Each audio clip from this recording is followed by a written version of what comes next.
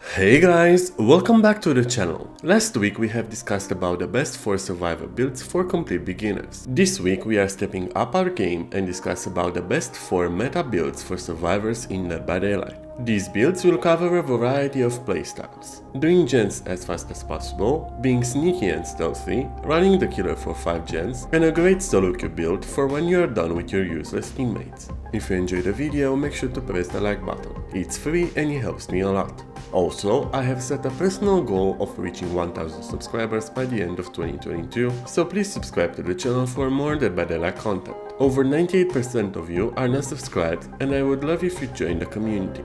On top of it, please comment down below what video you would like to see next. Without further ado, let's jump straight into the video.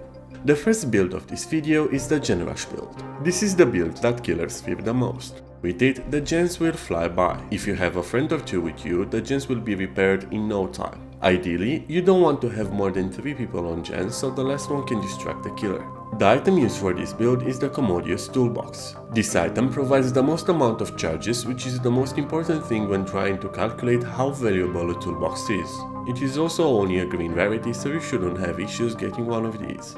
The add-ons used for the item in this build are Brand New Part and the Wire Spool. Brand New Part is a pink add-on that is consumed on use to provide a passive 15% repair bonus over 5 seconds. During those 5 seconds you are prompted with 2 very difficult skill checks, each of them providing 5% repair bonus. The total amount of progress received from this add-on, if you manage to hit both skill checks, is 25% in 5 seconds, ignoring the lower progress you would have made. Additionally, Wire Spool provides 12 bonus charges that will make your toolbox last a total of 44 seconds. The first perk of this build is Sprint Burst. This perk helps you move from gen to gen faster by giving you 100% movement speed for 3 seconds. Sprint Burst also gives you an exhaustion status effect for 40 seconds. If possible, try to 99 your exhaustion by sprinting when your gen is about half done. Make sure that you are not in a risky position. The second perk of this build is Proof Thyself.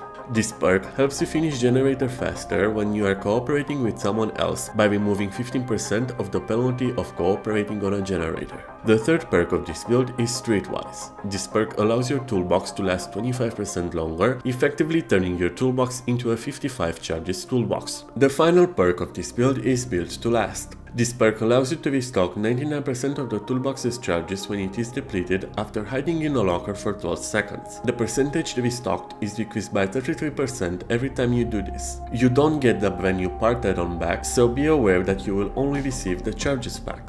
In total, your toolbox will have 164 charges if you use this perk 3 times, but I only recommend using it twice to save up time. The second build of this video is the Runner build. This build gives you the best chance possible at running the killer for a long time. I recommend using Nia or Fang with some intimidating outfits. The item used in this build is a flashlight. Any flashlight works, regardless of rarity. This item lets you annoy the killer, grab their attention and perform flashlight saves on downed teammates. Also, it lets you disarm hags, traps and blind nemesis's zombies. The add-ons used for the item in this build are either double batteries for yellow and green flashlights or 1 green or yellow battery and low amp filament for purple flashlights. This extends the amount of time that you can use the flashlight by a significant amount. The first perk of this build is Dead Hard. This perk is the best exhaustion perk in the game. It lets you extend chases by quite a bit. Dead Hard lets you dash forward while injured, ignoring all damage for its duration, and causes the exhaustion status effect for 40 seconds. Pretty useful and pretty viable. You can use it to force the killer to hit a person you saved with borrowed time, you can use it to dodge a hit or reach a pallet or window to extend the chase. The second perk of this build is Adrenaline. This perk allows you to instantly heal for 1 health state and run at 150% of your movement speed for 5 seconds when the exit gates are powered. Also applies the exhaustion status effect. Unlike other exhaustion perks, this one ignores any ongoing exhaustion. This is a great endgame perk which also heals you. You can even get up from the dying state if you are lucky enough. The third perk of this build is Decisive Strike. This perk lets you stun the killer and escape the killer's grasp if you are tunneled. You may want to be tunneled, so Decisive Strike will help you. Keep in mind that it is only active for 60 seconds and cannot be used when the killer has a Mori or against Pyramid Head if you are tormented. He can send you to a cage and counter your Decisive Strike. Decisive Strike also deactivates when you perform any action that is not related to chases. The fourth perk of this build is Resilience. This perk gives you a 9% increased speed to all actions in the game. In this build, we use it for the vault speed. The additional vault speed may not seem too much, but in certain situations it can save you from being grabbed or downed. The third build of this video is the solo queue build. This build gives you the best chance to escape in solo queue. With the perks, item and add-on in this build, you are prepared for most situations. If you are not being healed by your teammates, you have your medkit. If the killer is camping and it's not a baba, you have borrowed time. If you are being tunneled, you have decisive strike. You can even unhook yourself safely. The item used in this build is the emergency medkit. This item gives you one full heal and is 50% faster than normal. It helps you heal when nobody is available to do so or doesn't want to do it. The add-ons used for the item in this build are any 15% healing speed add-on like the magical scissors and gel dressing. These add-ons raise the heals that you can do with the medkit from 1 heal to 2 heals and increases the healing speed on yourself from 50% to 65%. The first perk of this build is Dead Hard. This perk is the best exhaustion perk in the game. It lets you extend chases by quite a bit. Dead Hard lets you dash forward while injured, ignoring all damage for its duration, and causes the exhaustion status effect for 40 seconds. Pretty useful and pretty viable. You can use it to force the killer to hit a person you saved with borrowed time, you can use it to dodge a hit or reach a pallet or window to extend the chase. The second perk of this build is Borrow Time. This perk is used to ensure safe rescues and to deal with most camping killers. It provides the endurance status effect for 12 seconds to the unhook survivor. During this time they can tank one hit without being downed. The third perk of this build is Decisive Strike. This perk lets you stun the killer and escape the killer's grasp if you are tunneled. You may want to be tunneled, so Decisive Strike will help you. Keep in mind that it is only active for 60 seconds and cannot be used when the killer has a Mori or against Pyramid Head if you are tormented. He can send you to a cage and counter your Decisive Strike. Decisive Strike also deactivates when you perform any action that is not related to chases.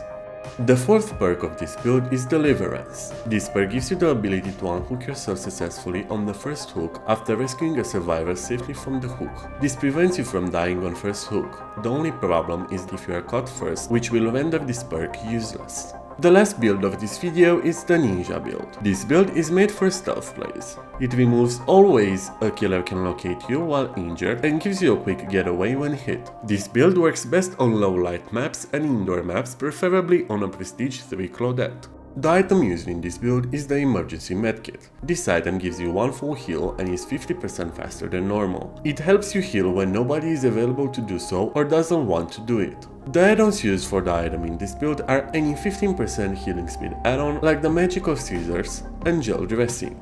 These add-ons raise the heals that you can do with the medkit from 1 heal to 2 heals and increases the healing speed on yourself from 50% to 65%. The first perk of this build is Overcome. This perk gives you a total of 5 seconds of 150% movement speed when you are being hit and applies the exhaustion status effect for 40 seconds. This is very good to make as much distance as possible when the killer manages to find you and hit you. The second perk of this build is Lucky Break. This perk hides your scratch marks and pools of blood for a total of 60 seconds while injured. The timer is paused when healthy. Lucky Break makes you disappear for a bit after being hit, especially in combination with Overcome and Iron Will. The third perk of this build is Iron Will. This perk mutes all grunts of pain and breathing sounds while injured. Combining this with Overcome and Lucky Break, the killer will have a hard time finding you. The last perk of this build is Quick and Quiet. This perk allows you to emit no loud notification when you fast vault a window or pallet or when you enter and exit lockers in a sprint. This ability has a cooldown of 20 seconds.